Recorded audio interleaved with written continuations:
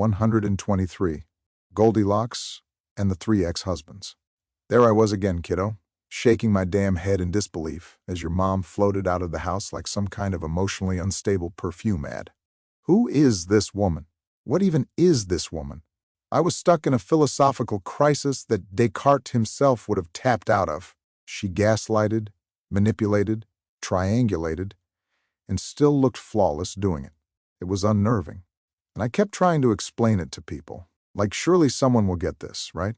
But every time I brought it up, every time, I got the same answers. Bitches be crazy. That's all women. Especially hot ones. Just don't date 10 seconds, bro. This is why I live in a yurt now. Even Michaeline, God bless her enlightened patience and extensive scarf collection, brushed it off as regular old self-centeredness. She's not a sociopath, just spoiled. A bit selfish. Classic pretty girl syndrome. Okay. But what if the pretty girl syndrome had grown teeth and started using them?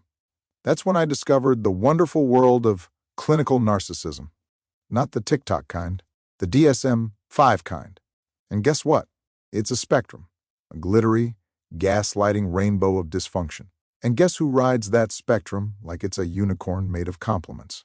Physically attractive women. That's right, because as one darkly poetic turn of phrase puts it, they think they shit ice cream. And everyone's been spoon-feeding it to them since puberty. Look, beauty is currency. And Mom? She was minted at birth. Gorgeous face, beautiful green eyes, movie star hair that could sell shampoo and bad decisions simultaneously. Of course, she's been worshipped like a fertility goddess by everyone from high school quarterbacks to Whole Foods bag boys. And if every man she's ever met has told her she's right, brilliant, and vaguely mystical, well, why wouldn't she assume the world exists to support her feelings? This leads to a certain pattern, a pattern where a man says, "I'm uncomfortable with that," and she hears, "dance, puppet." And eventually, some men do exactly that. They jump when she says, "jump." And not only do they jump, they ask, "How high, beautiful winter mistress of my unraveling?"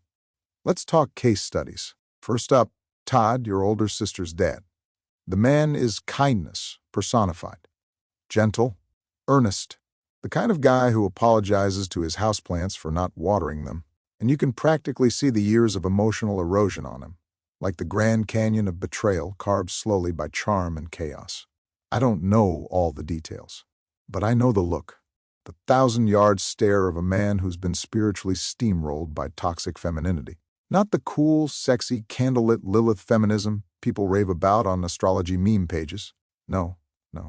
This was the true Lilith, the kind that eats empathy for breakfast and blames you for making her feel bad about it.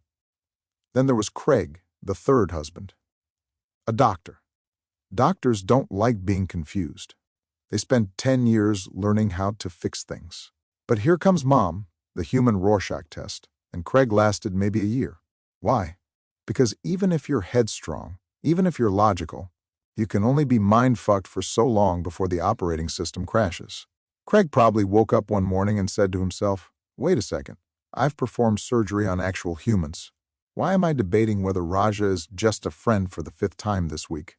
Boom. Divorce. And then there was me, the emotional Goldilocks of her romantic saga. Todd was the bed that was too soft.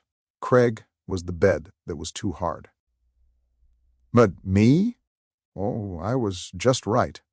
Sensitive enough to stick around, strong enough to rebuild after every hurricane, naive enough to think logic could fix this, but still attractive enough for her to string along until the next emotional buffet came calling. So there I was, closing on a house, emotionally bleeding from 1,000 passive-aggressive paper cuts, and realizing she didn't just eat the porridge, she dumped it out, blamed me for the temperature, and then seduced the bear next door.